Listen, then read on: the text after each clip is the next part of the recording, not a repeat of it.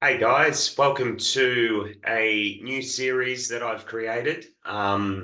This is episode one here, and admittedly, this series just kind of came out of the blue. About I'm gonna going on 3 months. 3 months ago, I had a bridge to start interviewing particular entrepreneurs, creatives about how they brought their genius to life, how they actualized their vision. And initially, it was for a book that I'm writing, and I'm still writing the book. And I just thought, I'm going to be telling these people stories in a chapter form, one chapter per person, and that's the project. And midway through, I got very clearly that this was also going to be a bit of a podcast series. So we're kicking off with episode one. You're going to have, so right now I've got five. I've got five interviews recorded. There's going to be a few seasons of this I'm getting so far. You can see I'm a little bit like unsure how long the season will be, but whenever season one finishes, it finishes. But this first season is really with a special group of people that I know quite well. Some of my friends, some of my mentors, and these interviews are going to provide a bunch of gold that's going to support you in creating what you love, in helping you actualize your own vision, your biggest creations, whether it be in business, whether it be music, writing, relationships, whatever it is.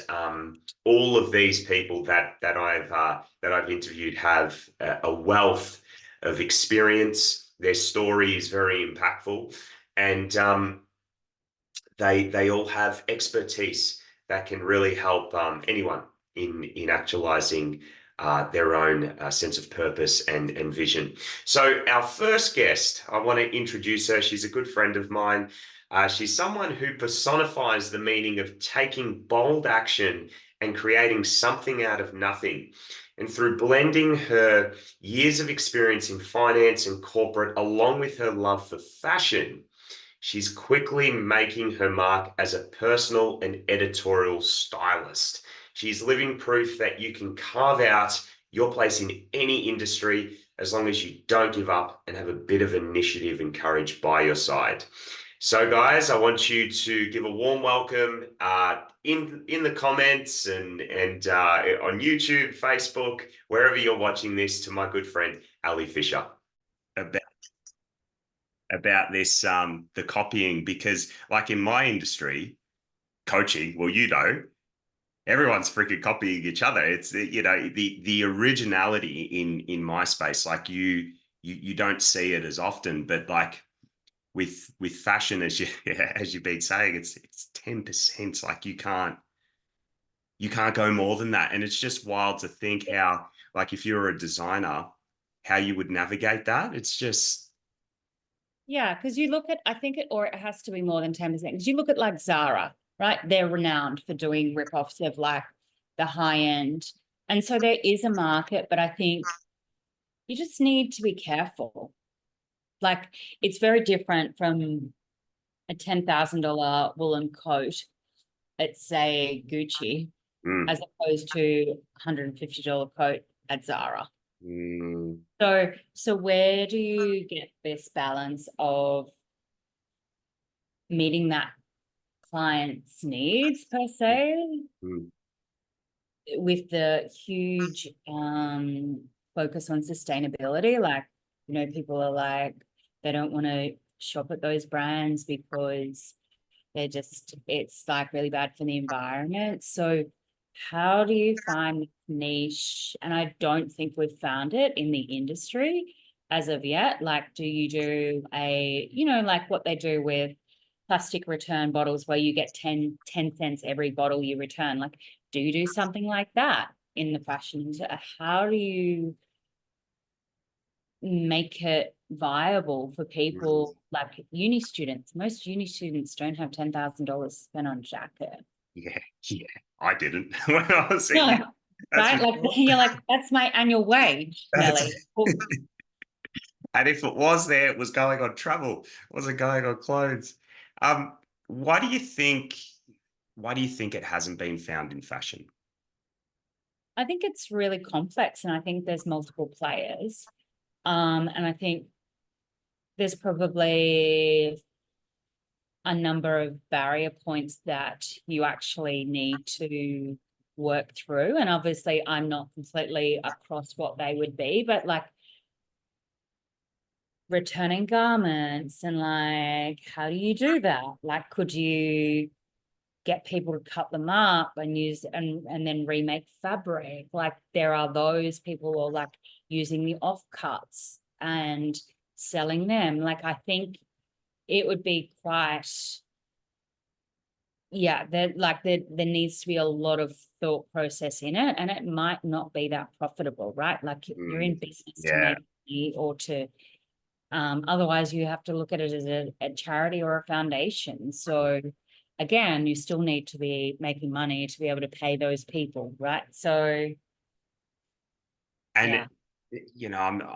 I have never been in the fashion business, but from what I understand, meeting a few people, having a few friends that have been a part of it, like yourself, the general story I've had is that it's low margin. You don't there's as it is, there's not much profit in it. So you gotta really do volume.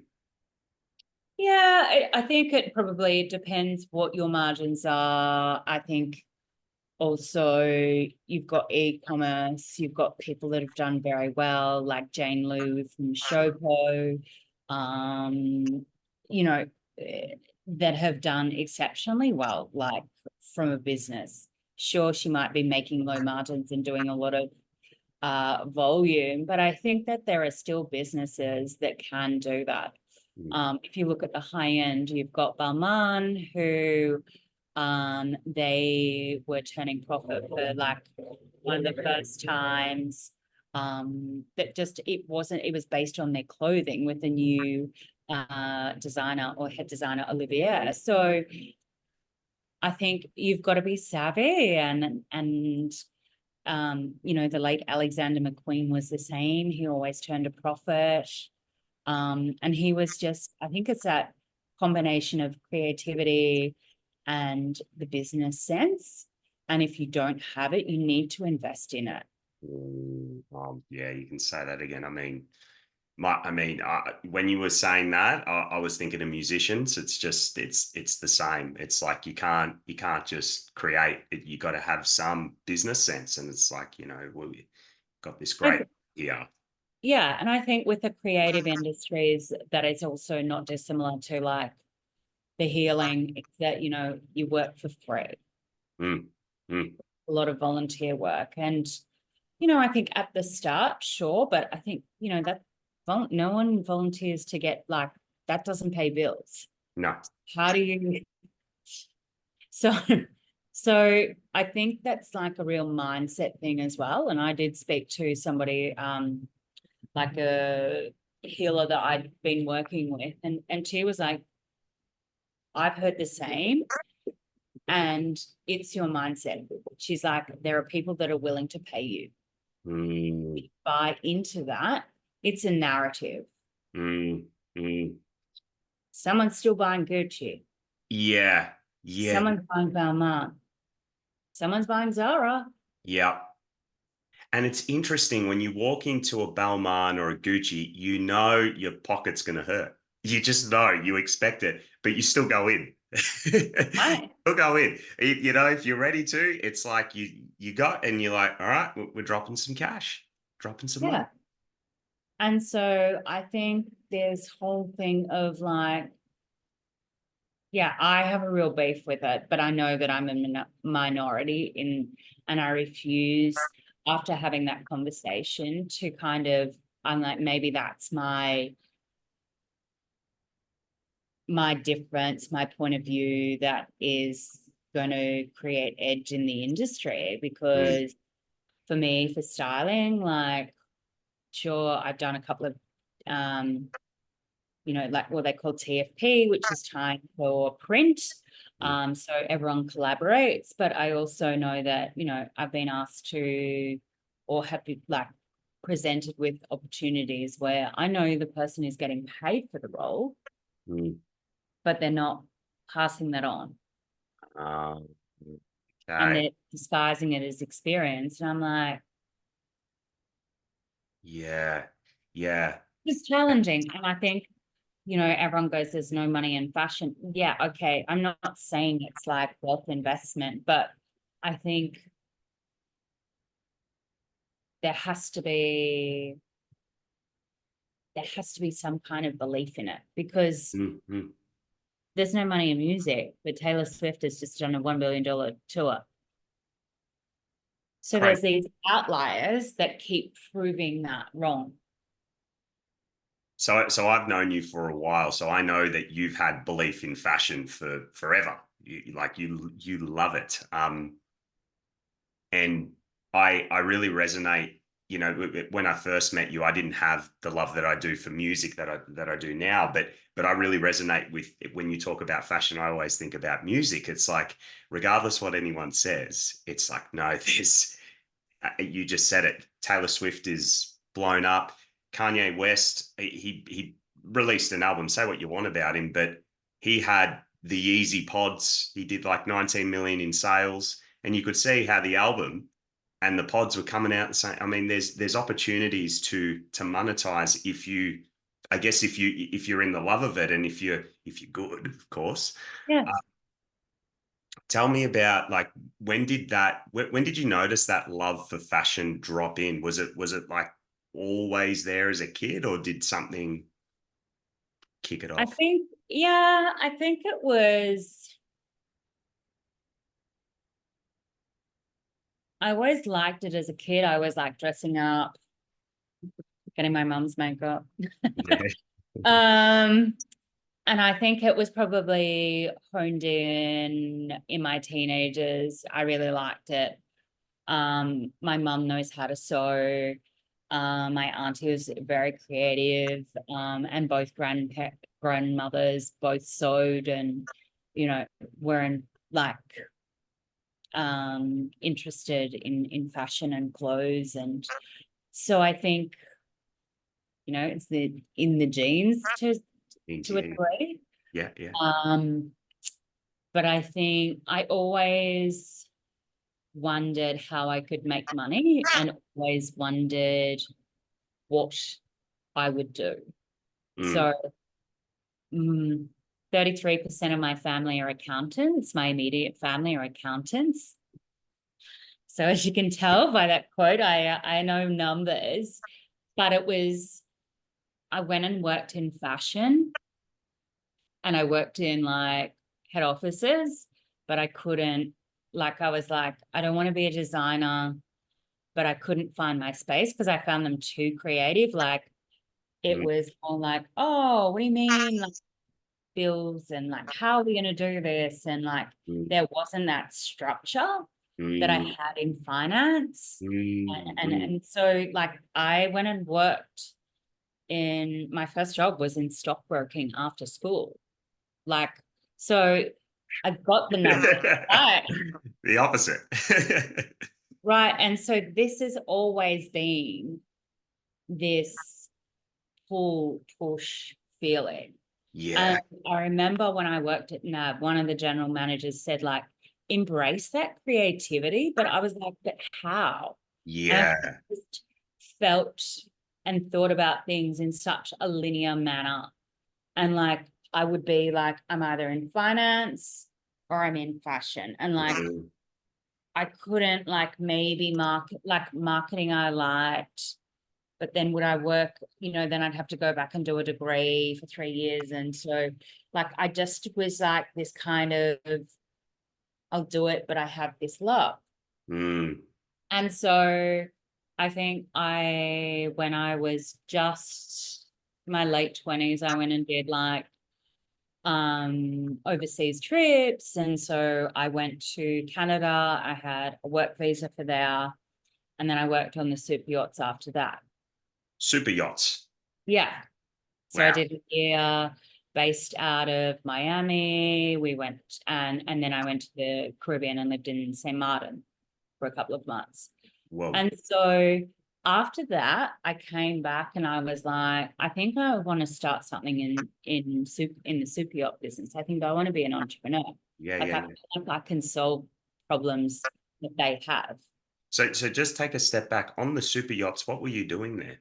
So I was like working in the interior. So I was a stewardess. So yes, I was when I was in that industry, it was like the starting of like below deck.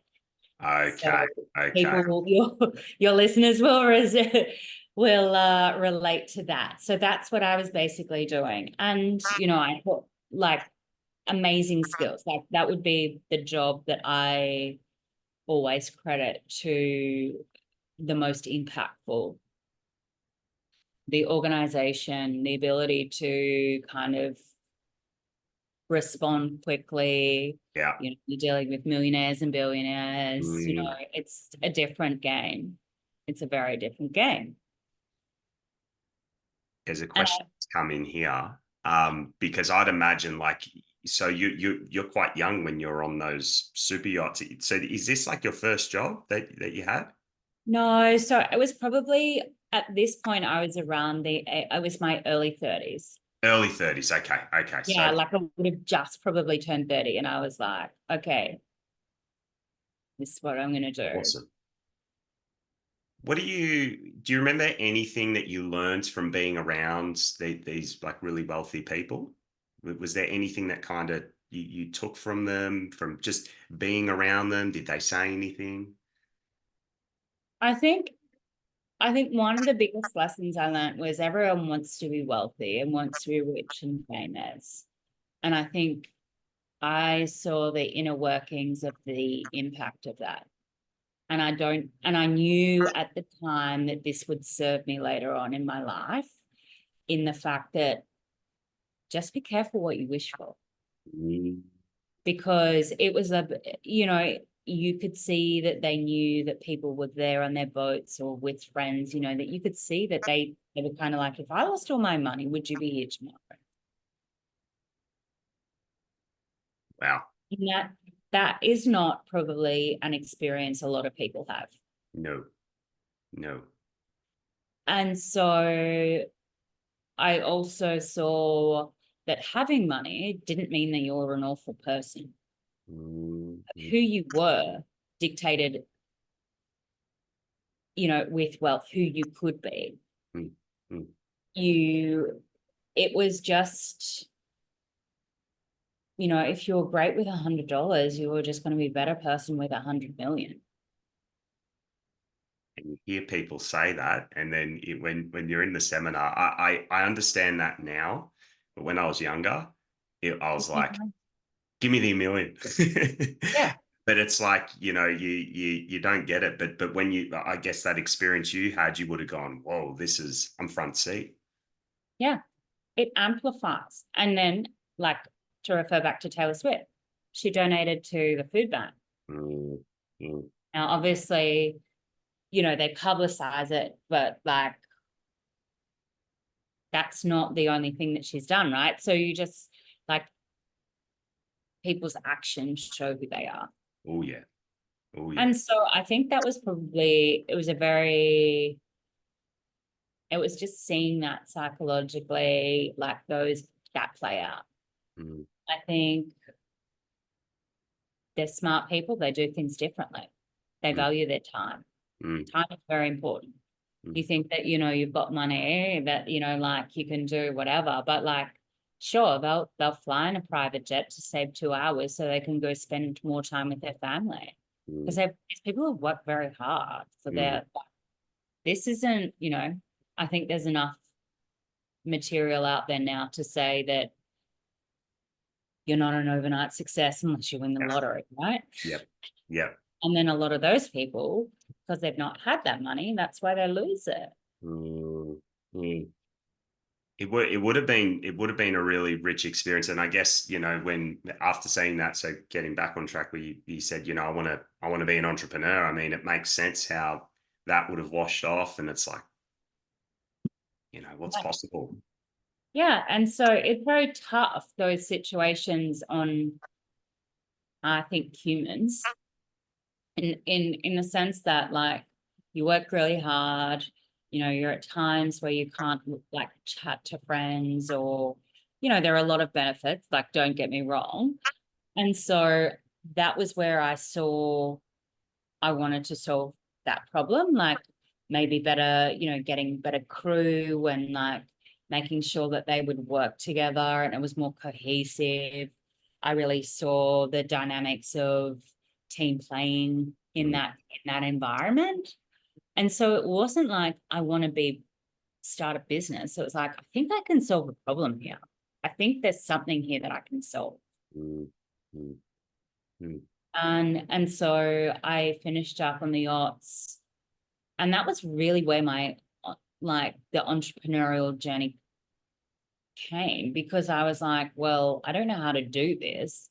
And I keep reading that people spend $50,000 on their on creating and like a website, Yeah, which people don't obviously do that now, but at that time. at that time, yeah. um, and so I didn't want, and I was like, well, surely someone's doing this. Like, Yes, surely yes. someone.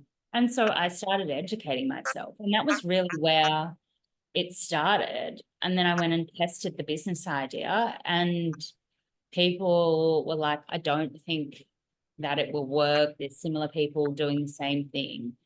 And they felt really bad about it. And I was like, thank you. I was like, you've just saved Yeah. me time and money. You've Mm. just, you've just given me the response to my hypothesis that I think it will work. And so, It's so powerful just going to market and going, what, what, what have we got here? You tell me. totally. And it's just, it's that simple. Like, you hear so many stories of people launching, nothing, and then something catches and it's like, off you go. Yeah, Like, but they didn't know beforehand. They had to launch. totally. The amount, like, Sass and Bide, um, and Samantha Willis all started their brands at like Paddington and Bondi markets, Yeah. Wow. Yeah. Yeah. Yeah. right? Like I think, and I've probably been a victim of it too, is that you think that you've got to launch this massive, grandiose, perfect thing, like where you've got to be competing with like, in the scheme of this, like, I don't know, like maybe you're not David Jones, but or not Cotton On, but like a very well-established business. But you got to remember they started somewhere. And I think people lose that side. 100%. I mean, if you think about it, I learned something last year in my line of work called the Fibonacci sequence. And, everyone knows that swirly object where you go, it just gets bigger as you go out. And basically, the Fibonacci sequence, it's the math. It's like, 1 + 1, you get 2. Then you go 2 + 1, 3, and then 3 + 2. And it just keeps getting bigger and bigger and bigger. And it's just like, yeah, each action step at the start, it's like, get nowhere. But then eventually that thing just compounds and you grow. And my experience in anything I've created, it has been like that. It's like at the start, it's slow, slow, slow, slow. And then eventually it's like, oh, whoa, oh, okay. And it just keeps getting, but you have to start with 1 + 1. Totally. And and I think it's also the capacity to hold and to also bring it in, right? Like Mm, you you need that experience. yeah. Yeah. Otherwise, you end up like your, lottery winners. If What it if all you, came to you on the first day, $1 million, what would you'd be like, yeah, yeah. What no do I one do wants to with do this? this. Spend it on ads. Yeah. And then out the window. Why is no one buying? Yeah. None of those ads got me any ROI. So now what? Yeah, yeah. I have to go back to my job because I've lost all my money. What did you learn from receiving feedback with that first idea? Because like so many people, it's just like they want feedback, but they don't want feedback. So it's Yeah, like of they go to course. the safe people. Tell me It's a what you soft think. skill. Um, it's great, son. It's great. Yeah. Yeah. Don't ask your friends and don't Yes. ask your family for Yes. feedback. And if they buy, like that's nice to know that. But I was grateful because it was a friend of a friend. And she was just like, so tell she was really struggling to tell me this. And I said, thank you. Mm, You've just saved me a lot of money. I mm. haven't really spent a lot of money. Sure, I went, with me, I went to the Monaco boat show. Okay, it's the most, exclusive one Actually, and I the think I biggest in the remember that world. now. Yeah, Going there. Yeah, yeah, yeah. It would have been around the same time I met you. Yeah. yeah. And so it was just like people were like, and I was like, okay, well, I've tapped this into a holiday, so literally it's fine. And I said, but this is what I needed because otherwise I was just going to keep going down this rabbit hole and this road. And it's when people give you feedback, it's not about you. It's Yes. not about you as a Yes. person and who you are. Exactly. It's Yeah. Oh, I love it's that. about like your idea. And I know that you can become so wedded into it. And like for some, it becomes their identity. And Mm, so when you say feedback, it's like, I might as well say, Jordan, I think you're a horrible person. mm, mm. And Yeah. so I think that really you kind of need that separation. Yeah. And, business has taught me like it makes you deal with things about yourself. Like there's huge self-discovery within like wanting to start your own business where you've got to have the confidence to go out and say, this is what I'm going to do. And a lot Mm. of people don't. And they say because they're like, I couldn't do that, or I couldn't deal with feedback, or what happens if I don't get a return on that like Yes. straight away, or XYZ. And I love that you took a stand for the idea by going to the Monaco boat show. Like it's like I'm going where if there's a chance to launch and or to get feedback, like I'm putting myself on the edge here and throwing and so many people are like, you know, I'm not ready to go there yet. I don't have it yet. But it's like you got to create your own momentum at the start. You really have to do something bold like that to go, no, no, I'm doing this. I'm going to the thing that I'm terrified of. And you sounds like you got a lot out of it. Yeah, and I remember prior to going thinking, is this the right decision? And so I sat with it and I was like, if I was sitting in my bed in the hospital when I was 90 years old and I was recounting, and I was like, my time was nearly up and I had my family around me and I had my friends there. If I didn't go, would this be a story I would regret or an opportunity that I would regret? And I know that a lot of people that work with aged care and people at the end of their life, they say it's always the regrets. And so that took out a lot of fear Mm, because I wasn't in the present moment. I was thinking about this and going, if I don't do this, I'm going to regret this. mm, mm, And this is a story this is a regret that I will hold for the rest of my life. mm, Is that what I want to do? mm. No. And so, yes, we talk about like, oh my God, you put yourself front and center at the Monaco Boat Show in the richest, one of the wealthiest places in the world, in front of all of these people and yacht brokers and clientele. Like, how do you work through that mentally? And that was how I did it. And when I got overwhelmed, I came back to that. Came back because I'd imagine going over there and being amongst. I've never been to Monaco. I do want to go. But from what I've seen, it's like you very wealthy place, and if you've got any insecurity going in, it's like it would be Totally. really triggering. So it talked me through just what it was like to experience that show. Like, what did you It what was did you do incredible. there? So I was quite lucky because because the boat show's there, a lot of crew come back in, like a lot of yachts are there. So I knew people from the industry at that point. Awesome. So it was a friend of mine, Bryony, who actually connected me with a someone that worked in a yacht broker, and she was like, she used to recruit. And so so that's how I met this person to be able to give me and so I think that was where she felt bad because like we had a mutual contact and I was like, don't be silly. Yeah, Like, yeah, yeah. um, and so yeah, I think it was there and it was incredible. Like, but you see this wealth, but then I also had that experience of the yachts prior. So I Mm. saw that not everything that, shines is all well and good. All well and good. Yeah, yeah. And, again, I kind of used when I worked on the yachts, things to send to me Mm, because it's really challenging when my lifestyle is completely different to the clients. Like, how do I have a conversation? What have we got in? mm, What is it? What is familiar between us? I don't have a yacht. I mm. don't have a private jet. I don't Mm. have a private helicopter.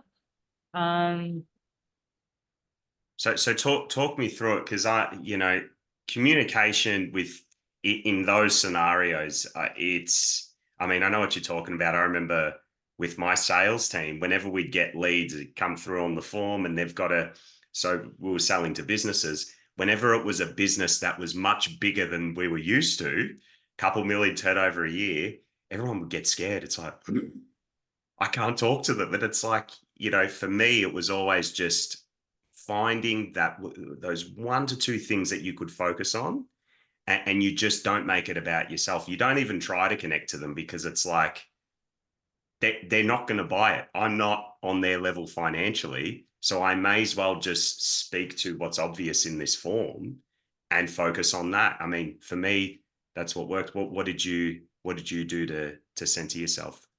so I thought, what do we have in common? Okay. And it sounds pretty like crazy and simple and obvious, but I was like, at the end of the night, they have to look at themselves in the mirror and they have to brush their teeth. It does not matter how much money you have. You Yeah. don't get out of doing that. Well, Yeah. you can, You but can.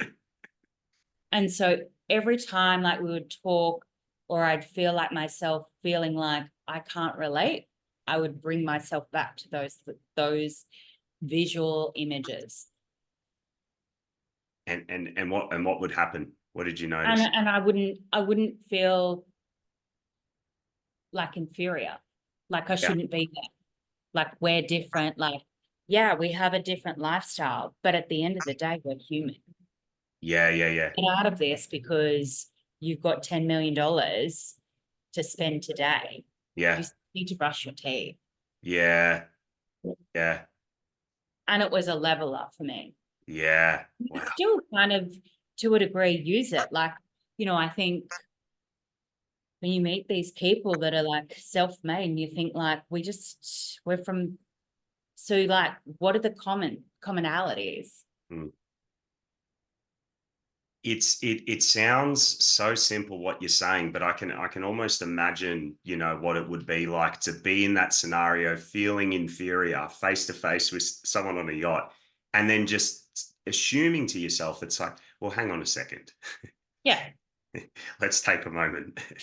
And it is, we speak about it in alchemy. It's like the higher message, the truth, and the lower shit that your ego is trying to scare you with. And it's like when you get that higher one, the truth, it's like, oh, right. What am I thinking of crazy? Bang. And it's just, you know what to say next. Yeah. And so, and like when you look at the interiors, everything is marble, everything that looks gold is gold. Like so right. So like there's a lot of money. And so it's quite a polarizing situation to a degree. Yeah. Yeah. So you go to Monaco, you get this feedback, and it sounds like that chapter just taught you a lot about business, life, money, money stories. When did fashion come back? Because it sounds like fashion kind of went out for a bit, but obviously I know it came back. Talk to me about what came next. So I came home and I was like, what am I going to do with my life? Like, I thought this was a dream. I thought this was it.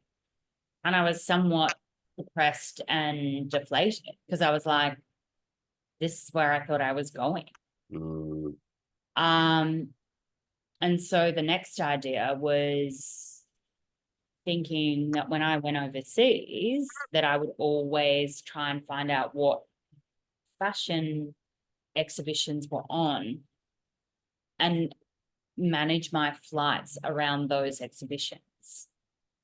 And so I remember going down St Kilda Road in Melbourne and thinking like, there has to be other people that want to go and see all of these exhibitions that can't afford to just fly around the world. mm, mm, And so that's kind of where it came back in. I guess with the super yachts, with that industry, like there's luxury and there's luxury fashion. So it was the beautiful interior. So it never kind of, it mm, petered down, but mm. it never left. Um, Yeah, and yeah. then I couldn't work out how I was going to do that. And so I knew as an executive assistant, I guess going forward, that the importance of having the right, working with the right people. You had to get on with the right person that you supported. And so I looked at fashion and styling. And so I was like, okay, well, maybe I do like a matchmaking service for people that are looking for a personal stylist and match them with a stylist Mm, because it's such an intimate, close mm, journey. mm, And it didn't quite ever eventuate because I felt that it was far more short of a journey mm. than a permanent role that could be for many people like 10, 20 years, right? Yes, yes, gotcha. But out of that, they did where I trained at the ASI, so the Australian Style Institute in Melbourne. They did editorial styling. And I remember one of the women that worked there, Penny, she was like, we've got editorial training coming up. Like, maybe you should do it. It'll help you. And I was like, I don't know why, but yeah, it feels right. And so I flew down to Melbourne and did the training for 3 days. And yeah, and then I started doing my own shoots. And I really liked that side of it because it was more that like combination. I felt like I'd found my niche because Yeah, it combined like the executive assistant, like organizing, dealing with people. But then there was a creative side of coming up with the shoot and yes, putting clothes together. yes, And yes. so I think one lesson that I know that people talk about it is that you don't realize sometimes you're getting realigned, but you have to start somewhere, right? And so in hindsight, my journey was perfect, but you Mm, have to listen to the nudges. And it suddenly became really evident why I'd done corporate and stockbroking and working as an executive assistant, and then how much that plays into what I do now when I do editorial styling and, creating briefs and thinking about what I'm going to create and like going through like a very logical process.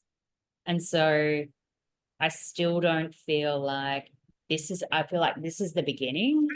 I mm, feel like I know I want to make a change and like in the industry, but I feel like that sometimes you just need to keep in it to you stay in see it. the issues, Oh, to see where you can make the difference. yeah.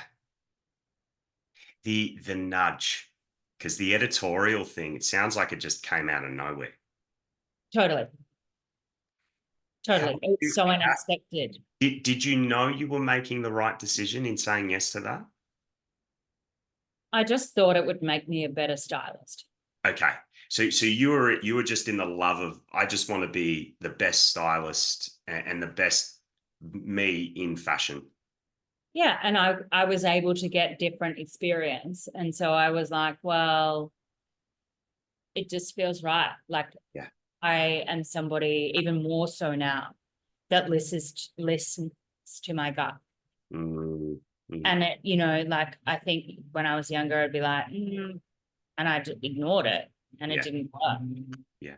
Right. And so that's why I just knew I was like, okay, I'm going to do this. And it's paid off. Like I had my second shoot that I'd ever done, and I was joined up to all the Facebook groups, like, how do I meet people? How do I meet people in this industry? And I met this incredible photographer, Ben, who I've recently worked with. And he is going back to Miami, unfortunately. But he'll be back with his wife, Sophia. So, and yeah, it was the second shoot I did. And then 2 days before Christmas this year, a stylist found the reel that we'd made in October, and I'd followed them, and they sent me a DM going, "This is amazing." And I was like, surely not. This is who I My think it second is. shoot. It's my second shoot. Yeah. It's a verified account. Like, I'm like, just going to take a moment and be like, okay. And the reality was that was the stylist that works with, who represents and does work with Amanza, Mary, and Romain from Selling Sunsets. So he's Canadian. And I followed him, and he saw my work Yeah. somehow Yeah. on the internet. And then I remember it so clearly. It was summer holidays. It was January. I think it was January the 7th. And I was sitting in a cafe, and there's people that sat down and their kids were like a bit raucous, but I was kind of laughing because I'm one of four, and the parents were like, they'd ordered wine at like 12 o'clock. And I was like, I feel you. I feel you. Yeah. And they're like, I'm journaling. And they're like, we're so sorry. And I was like, don't be silly. I can block this out. Yeah. And so I then took a screenshot, and I thought, you know what? I'm just gonna put this out there and be like, this is what happened. Like, I've got this incredible stylist. Sammy then shared that to his audience. Like, you can't pay for that. Mm, mm. You just There took a screenshot of his message saying, you're amazing. Like, I've got this feedback on a shoot. And he then shared it to his Instagram. And I was like, wow. okay, 2024, like, I'm coming for you. I'm coming for you. Like, Yeah. you can't. And so when What I made get you share those it? nudges, so I was like, What I'm just going to see what happens. was it just a nudge screenshot share or yeah. Yeah, I was just like, here's an amazing, like, you're starting out kind of thing, and you get someone compliment your work that's so incredible, like that does this work that's like is really well known. And it was just like, this is why you follow the nudges, right? Like Yeah. I logically hadn't gone in my head, I'm going to put this out, create this reel, then this is going to happen, then this is going to happen. And it's kind of like that whole saying about like, you can make plans, but like universe, life, God, whatever, Yeah. just kind of laughs and like takes you on a journey.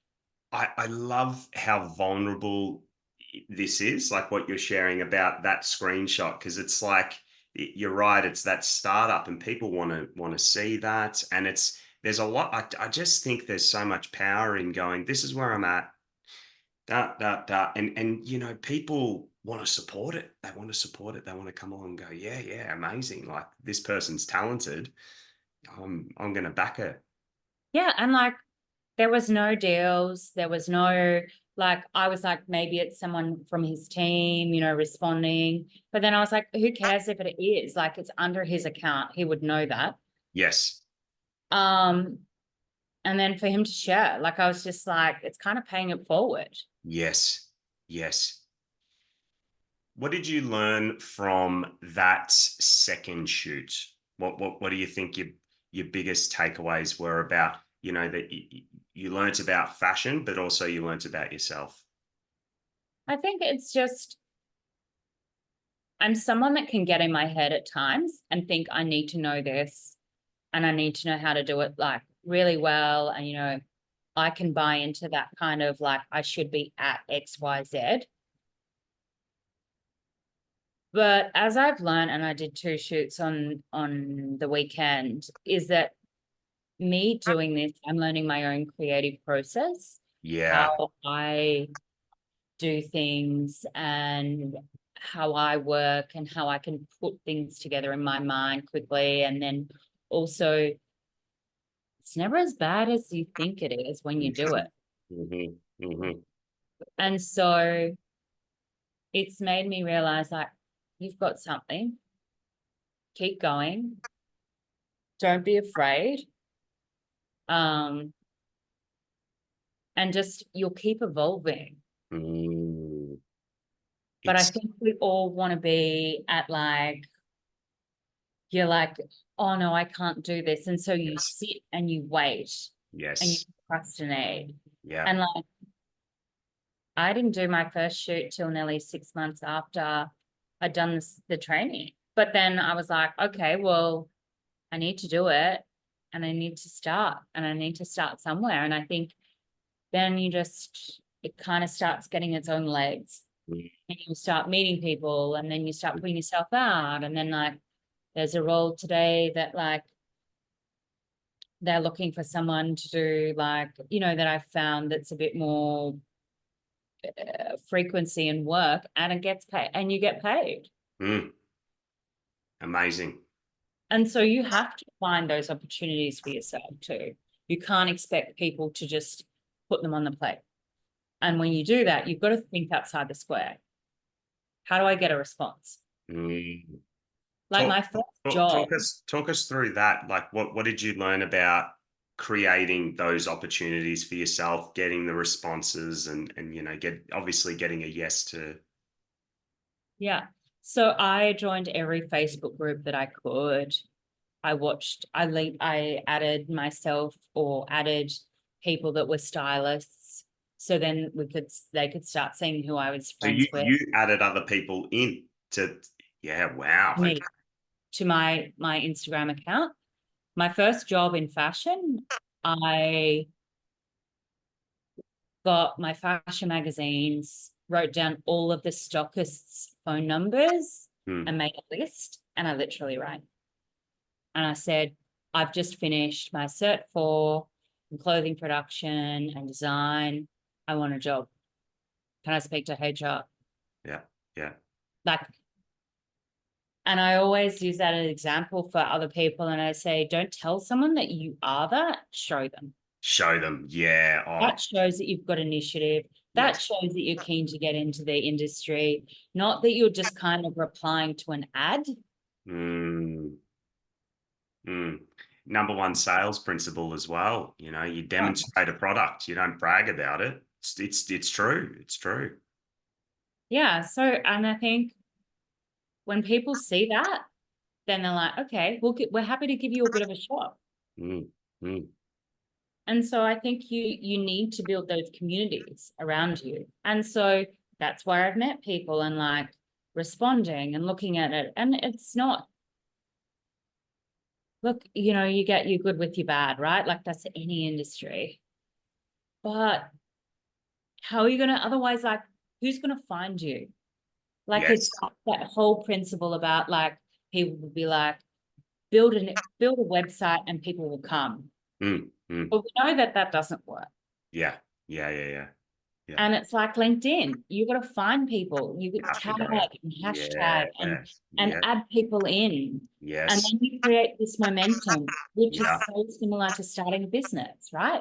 It's like with anything. Like I remember, this is reminding me of my soccer coaching business. I mean, you saw me start that one, Yeah. no school would, I can't rock up and say, hey, can I have your oval to run this clinic? And expect parents, with my bag of soccer balls there, please come. It's like, no, I had to cut a deal. And it wasn't obvious how that would happen, but it was like, all right, well, I want to run a free session at lunchtime, potentially the whole afternoon for your whole school. And then we can chat after. If you guys like it, we can chat after about whether you want me here more regularly.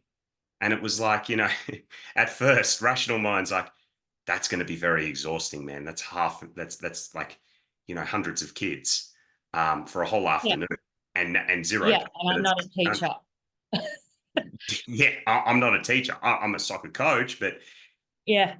when you're that committed, I'm sure you can relate to this. I just remember I found it in me that I had 50 kids at once, and somehow, still to this day, I don't know how it worked out.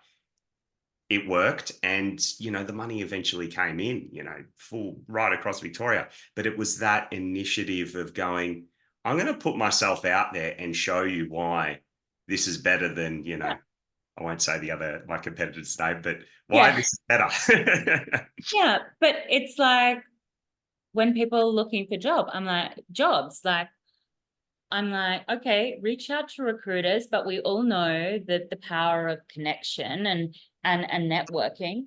So, like look at businesses that you want to work for and then have LinkedIn Premium and contact like their internal recruiters and be like, hey, this is what my skill set is. I don't know if you're hiring because you don't know that they might just be sitting there and they've come out of meeting and just gone, we're about to put this up. Mm. And then you suddenly turn up and you're like, oh, hey, here's my resume. And they're like, well, that was simple. Are there more opportunities in fashion than people think?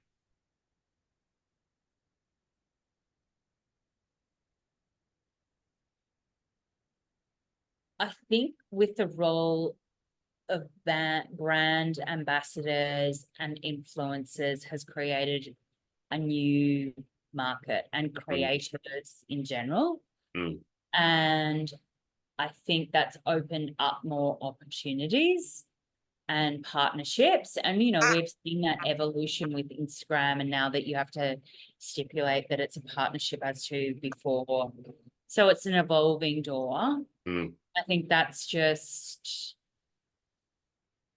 I think be that person, like just think about what you want to do. And sometimes, the people that like make the change are the ones that like start doing, they think about things like and their ideas. And then, people will say, no, that's silly or whatever. But like, give it a shot. You just don't know where it'll go.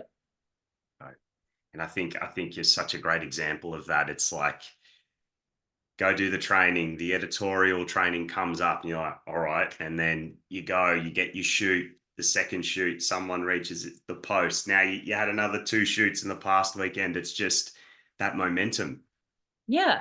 And like I said to one of the designers in Melbourne, because I got some clothing sent up from her, and I said, like, she was like, oh my God, I love that last photo. And I said, yeah, I'm just seeing, I've got to post it tonight. I said, who knows where it'll go? Mm, yeah. Yeah. Epic. Epic. That's feeling pretty complete. But Awesome. I love the lessons. I love the lessons, from